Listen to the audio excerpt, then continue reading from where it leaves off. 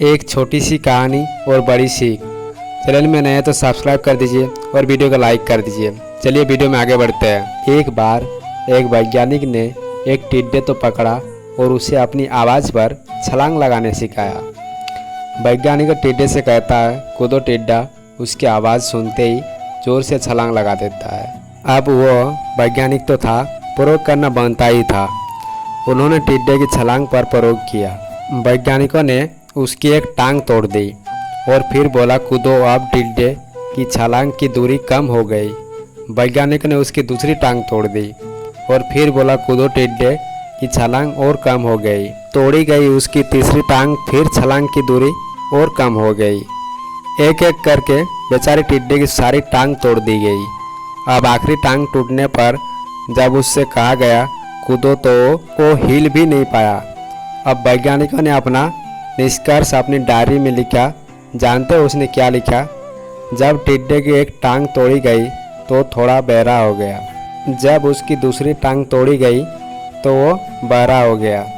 हर टांग टूटने के साथ वो और बहरा होता गया और सारी टांग टूटने के बाद वो बिल्कुल बहरा हो गया। अब ज़ोर ज़ोर से चिल्लाने का भी उस पर कोई असर नहीं हुआ।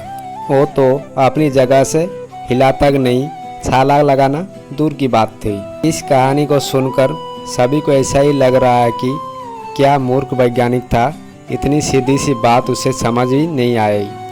या कुछ लोग यही सोच रहे होंगे कि ये तो किसी बच्चे को भी पता है कि टिड्डे की छलांग उसके टांग टूटने की वजह से कम होते जा रही थी, ना कि वो बहरा हो गया था। दोस्तों, हम सभी जीवन में कोई बार ऐसे ही मूर्ख बन जाते हैं। कोई बार जीवन में दो घटनाएं एक साथ ऐसे घटती है कि उनका एक दूसरे से कोई संबंध होता ही नहीं, फिर भी ऐसा लगता है कि गहरा संबंध है। कभी कभी दिखता कुछ और है लेकिन समझ कुछ और आता है और वास्तव में होता कुछ और है। इसीलिए अगर पछताना नहीं है तो जीवन में जल्दीबाजी में कोई निर्णय न ले। हमेशा समझ बूझ का इस्तेमाल करें, सावधानी बरते, नतीजे सोच विचार कर ही निकाले। वीडियो पसंद आए तो लाइक कर दीजिए और चैनल को सब्सक्राइब कर दीजिए। ऐसे ही मोटिवेशन वीडियो आता रहेगा इस चैनल पर, तो जल्दी से जल्दी सब्सक्राइब कर दीजिए। फिर मिलते हैं नए वीडियो के साथ।